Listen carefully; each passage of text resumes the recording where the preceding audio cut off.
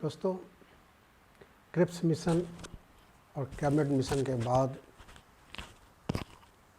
हम बात करते हैं बैबल योजना की। बैबल यानी बैबल, लॉर्ड बैबल, ये भारत के वायसराय थे उस समय, और लॉर्ड लिनलिथगो के बाद ये भारत आए थे। 1945 में जब सेकेंड वर्ल्ड वॉर ख़त्म हो गई तो उसके बाद वैसे तो अंग्रेज़ों की जीत हुई थी, लेकिन ये क्लियर हो गया था कि now the Britishers had not so much strength that it can rule all over the world. और इसी कड़ी में इनको ब्रिटिशर्स को भारत छोड़ने का बिल्कुल ये हो गया कि हमें भारत छोड़ना ही पड़ेगा। और इसी क्रम में लॉर्ड बैबल गए इंग्लैंड, लंदन गए, और लंदन में इन्होंने उस समय तत्कालीन जो इंग्लैंड के प्रधानमंत्री थे विंस्टन चर्चिल और जो भारत सचिव थे लॉर्ड एमरी, उन दोनों से मुलाकात की और उन दोनों को भारत की वस्तुस्थिति के बारे में अवगत कराया गया। बोला कि अब हमें भारत छोड़ना पड़ेगा। लॉर्ड बैबल से सलाह मशवरा के बाद एमरी ने, भारत सचिव एमरी ने हाउस ऑफ कॉमन में ये घोषणा की। ये घोषणा करने की तारीख थी जो उन्होंने घोषणा की थी, वो बैबल ने 14 जून 1945 को घोषणा की वहाँ हाउस ऑफ कॉमन में कि भारत को हम बहुत जल्दी आज़ादी देने जा रहे हैं और वहाँ की संविधान सभा, वहाँ का संविधान बनाने का अधिकार भारतीयों को होगा, और जब तक ये संविधान सभा का गठन नहीं हो जाता तब तक भारत में जो है वो अंतरिम सरकार बनेगी, और अंतरिम सरकार में सिर्फ और सिर्फ वायसराय और सेनापति, प्रधान सेनापति और वायसराय इंग्लैंड के होंगे। बाकी जो गवर्नर जनरल की काउंसिल है उसमें 14 मेंबर होते हैं, वो 14 मेंबर जो हैं वो भारत के होंगे, भारतीय होंगे। यानी एक बहुत बड़ा डेवलपमेंट था। एक अनौपचारिक रूप से भारत की आज़ादी को मान लिया गया था, और ये भी कहा गया था कि ये जो वायसराय और गवर्नर, वायसराय और प्रधान सेनापति भी तभी तक रहेंगे वहाँ पर जब तक कि भारत में संविधान सभा का गठन नहीं हो जाता है और आज़ादी का और सत्ता का पूर्ण हस्तांतरण नहीं हो जाता है। और ये एक बिग डेवलपमेंट था। और लॉर्ड एमरी की घोषणा के तहत बैबल फिर भारत वापस आए, और भारत में आकर के उन्होंने शिमला में जून 1945 में शिमला में एक सम्मेलन बुलाया। उस सम्मेलन में भारत के सभी प्रमुख राजनीतिक दलों को बुलाया और उनके साथ उन्होंने डिस्कस किया। इस डिस्कशन में हुआ कि जो वायसराय की परिषद है, जिसमें वायसराय और सेनापति को छोड़कर बाकी सदस्यों का होना है, आपका इंडियन होना है, तो उसमें मुस्लिम लीग ने ये बात रख दी कि भाई देखो, जो हाँ उसमें एक इम्पोर्टेंट फैक्ट ये था कि गवर्नर जनरल की काउंसिल में जितने सवर्ण हिंदुओं को रखा जाना था उतने ही मुस्लिमों को रखा जाना था, यानी मुस्लिमों की और सवर्ण हिंदुओं की संख्या बराबर होगी। इस पे जिन्ना ने कहा कि ठीक है, हम मानते हैं इसको, लेकिन उन्होंने कहा कि जो मुस्लिम प्रतिनिधि वही होंगे जिसको मैं चाहूँगा, मैं यानी जिन्ना चाहूँगा, जिन्ना यानी मुस्लिम लीग चाहेगी। यानी जिन्ना ने ये साबित करना चाहा कि मुस्लिम लीग मुसलमानों का एकमात्र प्रतिनिधि संस्था है, इसलिए वायसराय की गवर्नर जनरल में अगर मुस्लिमों को रखे जाने की बात होगी तो वो मुस्लिम वही होंगे जो कि जिसको मुस्लिम लीग तय करेगा। इसको कांग्रेस ने नहीं माना। बहरहाल जब कांग्रेस ने नहीं माना तो शिमला सम्मेलन एक तरह से सफल नहीं रहा। इसके बाद फिर उधर अब हम ब्रिटेन की बात करते हैं।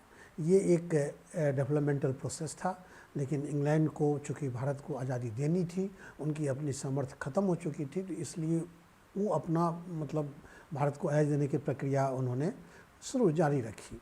और इसको जारी रखने के क्रम में वहाँ पे एक और डेवलपमेंट हुआ। विंस्टन चर्चिल वहाँ पर चुनाव हुआ और विंस्टन चर्चिल की टोरी पार्टी हार गई, डेमोक्रेटिक पार्टी, और वहाँ लेबर पार्टी की, रिपब्लिकन पार्टी हार गई, और वहाँ लेबर पार्टी की सरकार बनी और एमरी बने वहाँ, लॉर्ड एटली बने वहाँ के प्रधानमंत्री।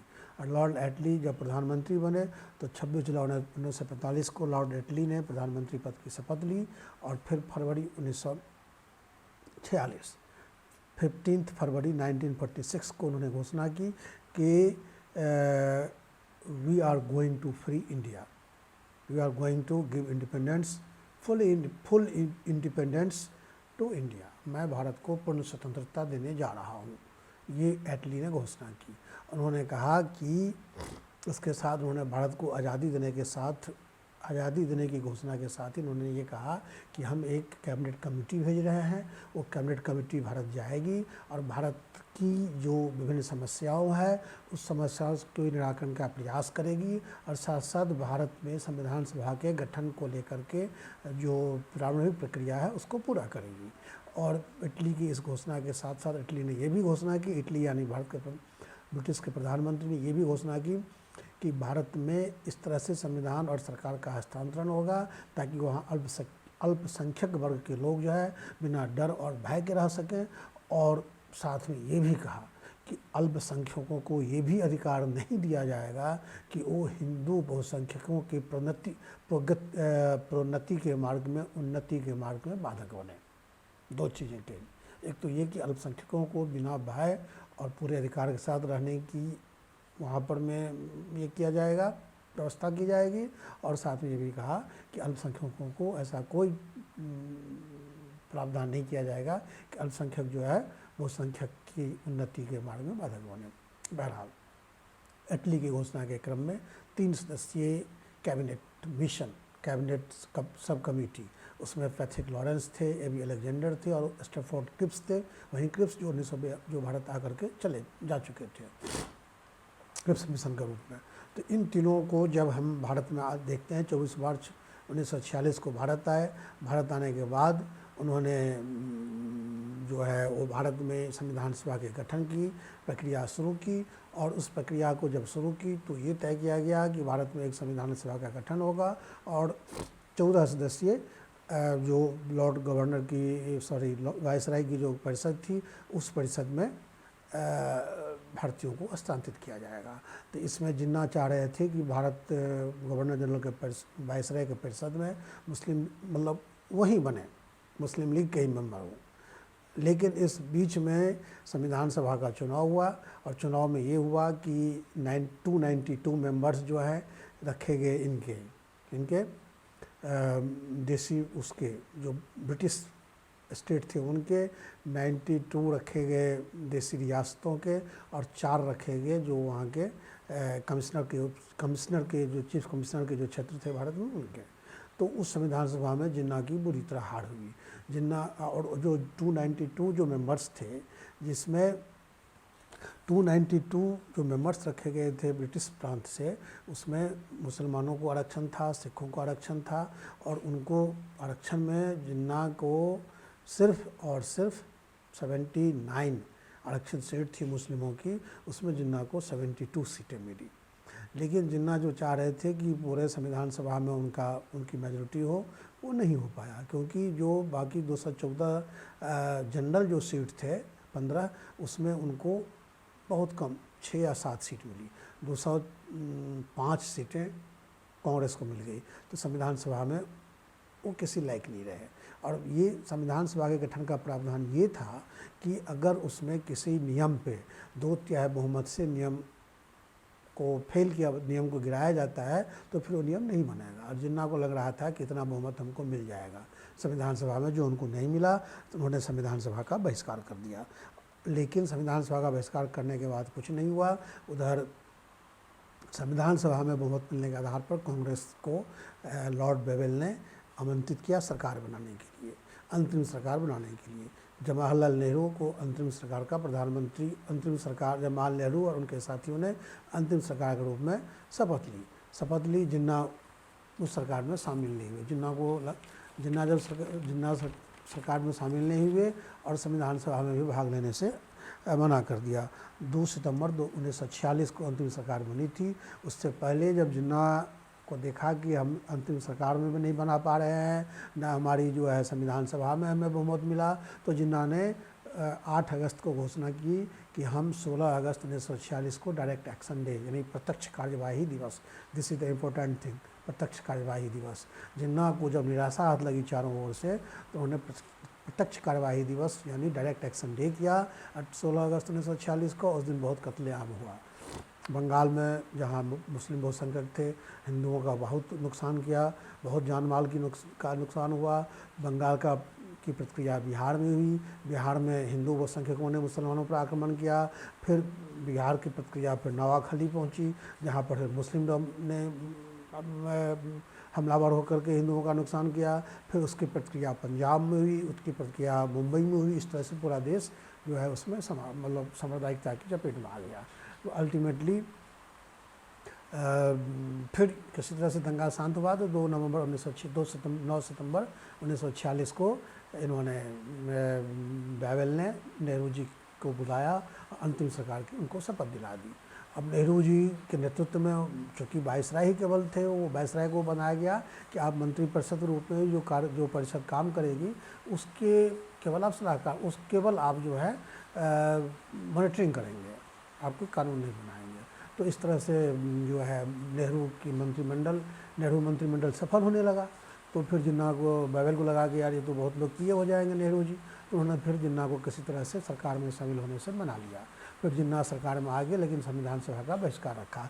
जिन्ना नेहरू काउंसिल में आकर के नेहरू के कामकाज में दखल देने लगे, और जो नेहरू मंत्रिमंडल अच्छा काम कर रहा था, अंतिम सरकार के रूप में जो अच्छा काम चल रहा था, उसको जिन्ना जो है वो करने लगे, डिस्टर्ब करने लगे। बहरहाल इसके बावजूद जो है ये तय हो गया था कि अंग्रेज़ को भारत को आज़ाद करना है। और इसी क्रम में जब ये तय हो गया कि अंग्रेज़ों को भारत को आज़ाद करना है, तो फिर एटली ने 1947 में 20 फरवरी 1947 घोषणा की कि हम जून 1948 तक हम भारत छोड़ देंगे, भारत को आज़ादी देकर भारत छोड़ देंगे। एटली की घोषणा के क्रम में 3 जून 1947 को माउंटबेटन ने एक प्रस्ताव रखा। उस प्रस्ताव में भारत और पाकिस्तान की मांग को मान लिया गया, और इस मांग को सभी दलों ने स्वीकार किया।